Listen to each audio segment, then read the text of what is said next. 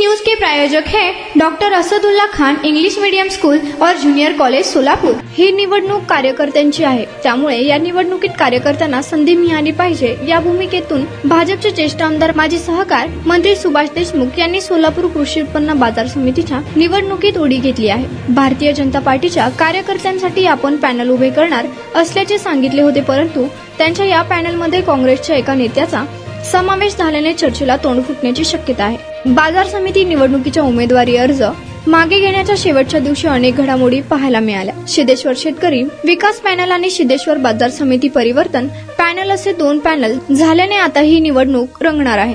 Unique education society doctor Asadullah Khan English medium school और junior college के 10वें वर्धापन के अवसर पर नर्सरी, एलकेजी, यूकेजी एडमिशन पर अब 3000 रुपए का डिस्काउंट। इतना ही नहीं बल्कि ग्रेड 1 और ग्रेड 2 के एडमिशन पर 5000 रुपए की छूट। दोन्ही पॅनलचे नाव जरी सिद्धेश्वर असले तरी निवडणूक सुभाष देशमुख विरोधात सर्वपक्षीय आघाडी असेच होणार असल्याचे चित्र तयार झाले आहे। परिवर्तन पॅनलमध्ये युवा नेते मनीष देशमुख हा युवा चेहरा सर्वांचे लक्ष वेधून घेतोय। विधानसभा निवडणुकीवेळी सुभाष देशमुख यांच्या उमेदवारीला विरोध करणारे माजी संचालक आप्पासाहेब पाटील हे सुद्धा आता सुभाष देशमुख यांच्या पॅनलमध्ये सहभागी झाले आहेत। सुभाष देशमुख यांनी भारतीय जनता पार्टीच्या कार्यकर्त्यांसाठी पॅनल उभे केले तर आपण त्यांना पाठिंबा देऊ अशी भूमिका आमदार विजयकुमार देशमुख यांनी मांडली होती, त्यामुळे या निवडणुकीत रंगत निर्माण झाली आहे। सुभाष देशमुख हे आमदार विजयकुमार देशमुख यांच्या निवासस्थानी चहासाठी जाणार आहेत, त्यामुळे या दोन्ही देशमुख नेत्यांच्या भेटीकडे सर्वांच्या नजरा लागल्या आहेत।